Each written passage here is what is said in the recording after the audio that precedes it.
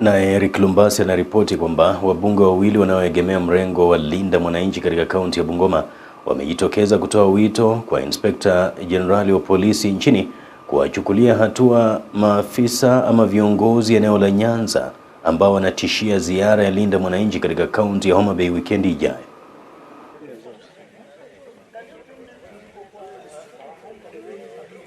Wakizungumza katika eneo bunge la Bumula, wabunge hao Wanami Wamboka wa Bumula na mwenzake wa Kabuchai Majimbo Karasinga wamesema hatua kali zinafaa kuchukuliwa dhidi ya mbunge Peter Opondo Kaluma kwa tetezi za kutaka kuvuruga mkutano huo. But to stand and say that you can't do a meeting in Homa Bay is primitivity. When people have run out of options, that's what they do. Sisi tumemkubali mtembee Kenya muuza agenda yenu. Si mmeshindwa ya kulinda tumbo. You are unable to do that. Homa Bay tunakuja. Now you understand that we are not the kind of people to threaten.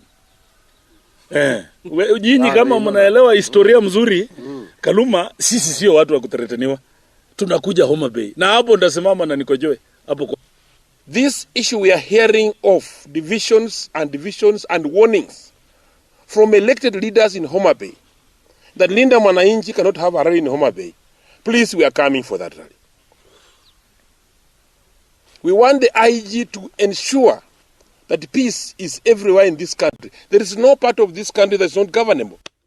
Vile viongozi hao wametoa makataa ya siku 2 kwa ofisi ya usajili wa vyama nchini ORPP kusajili Linda Mwananchi, la sivyo waandamane kushinikiza usajili huo. Walienda wakachukua hiyo barua yetu tuliandika, Ososi aliandika kureserve majina.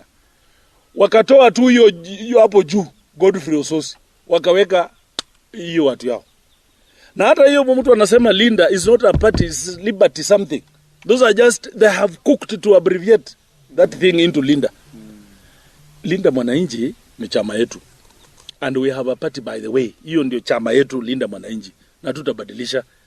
Sasa registrar, kama ulifikiria ati tutaacha hiyo, sisi tumepitia mambo ngumu. We are going to hold national masses at your office every day from Monday to Monday, from evening to the midnight, until you will give us that name.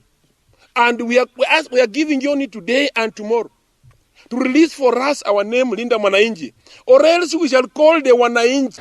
Wamemrushia vijembe Speaker Moses Wetangula kwa kuendeleza madai kuwa rais mstaafu Uhuru Kenyatta ndiye anayefadhili kampeni za mrengo wa Linda Mwananchi, na kutoa changamoto kwake kumunga mkono Senator Edwin Sifuna katika azma yake ya kuwania urais. One thing, Moses, the Speaker of the National Assembly should stop attacking Uhuru Kenyatta. As if, because you are continuously saying that Uhuru Kenyatta is supposed to sit down in the house. He's funding us. Mheshimiwa Uhuru Kenyatta is not funding us. But if indeed Honorable Uhuru Kenyatta is funding a lawyer to become president, what kind of mediocre is in your mind to stop a person who is supporting your tribesman to become a president? And you have money. Why can't you take the money you have to support your kinsman? Oparanya ni mzee wetu. Na mahali Sifuna hako, Oparanya hako. Hiyo jua tu hivyo. Oparanya ni mzee wetu. Kabisa huyo hata anytime. Na tutamlinda. Eric Lumbasi, West TV, eneo bunge la Bumula, kaunti ya Bungoma.